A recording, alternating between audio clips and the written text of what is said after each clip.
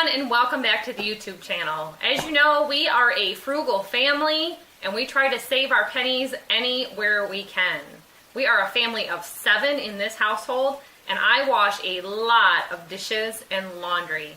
And one of the things that I do to save money is quite often I will make up batches of our own homemade dishwasher soap, dishwashing soap, and laundry soaps. Now there's not a lot of rocket science to this, but it does help to know what your ingredients do. So I always recommend Googling the ingredients to see what each active ingredient is going to do in your basic dishwashing soap. I've tried dollar store, generic, and store brands over the years with results. So I had decided to resort to making my own, because if it was going to do a lousy job, at least it was ingredients that I already had in the house to make other things. So we make quite a bit of laundry soap in a 5-gallon bucket at a time.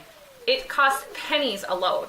So I had decided the last time that I bought liquid dishwashing soap that it was about $7 for this little container of soap. So if you're a large family like us, we've got little kids in the house, and I don't want to have little gel packs around that my little guy can put in his mouth. We've got big guys and little guys, and sometimes the big guys help with dishes and they'll leave the cabinet open. So having little gel packs that look like candy are too much of a risk for me. And these are all ingredients that I can lock up high and keep away from them so that nobody gets into it. So the basic things that we're starting with today is borax. I use borax in everything. It is a great thing to have on hand. I also have the Arm & Hammer washing soda. This is different than Arm & Hammer baking soda. The difference is sodium carbonate and sodium bicarbonate. So you want to make sure you have soda. If it's not available in your area, I'll tell you a neat trick is you take your baking soda and you dry it out in the oven. So through the heating process, you can turn your regular baking soda into washing soda. Keep that in mind if you're in an area, I've heard places like Mexico, maybe Canada, you can't get this. Another thing that I always keep on hand for my canning is citric acid. This is an almost 8-ounce container, so this will do 2 batches of this dishwashing soap. Really great to have on hand. And kosher salt. We always keep kosher salt on hand because we do a lot of pickling, canning, and other cooking. This is just a staple in our kitchen. I always buy it in the largest box I can. Real simple recipe here for doing this.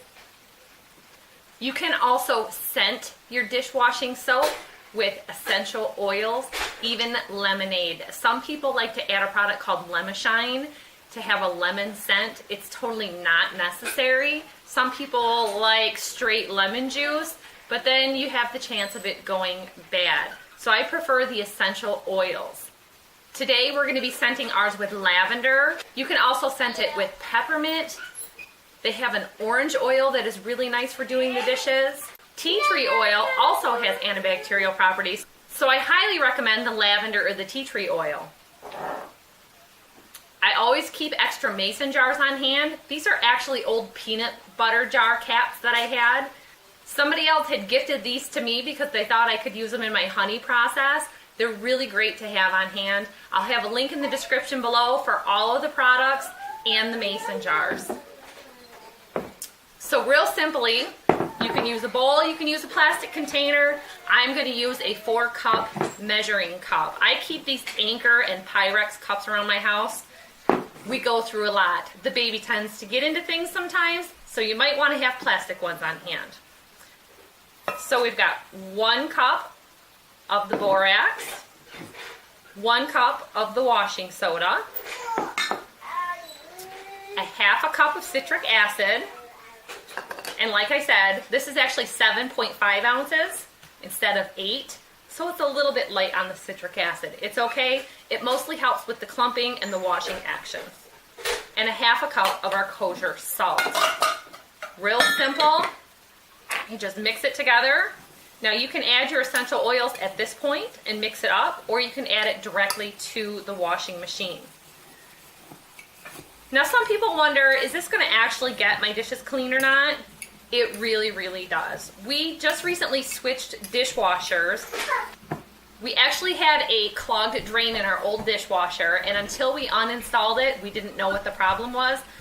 So my new dishwasher has a stainless steel tub instead of a plastic tub, and it's really great to have that for antibacterial properties. I always like to have the stainless steel whenever I can. So another money saving tip is I buy vinegar by the gallon. I use vinegar quite frequently in a lot of cleaning. I use the vinegar in a homemade pre-washing diaper soak. I use it in our glass cleaner. It gets used as a fabric softener in our washing machine, and it also gets used as a rinse aid in our dishwasher. It's really great to have on hand, and I will tell you that they always turn out spot free. So try this homemade powdered dishwasher recipe. I know it'll work out just great for you. Thanks for watching, everybody. Remember to hit that subscribe button. We've got lots of recipes and tips for in the kitchen, cleaning, and even around the homestead. We'll see you next time. Bye-bye.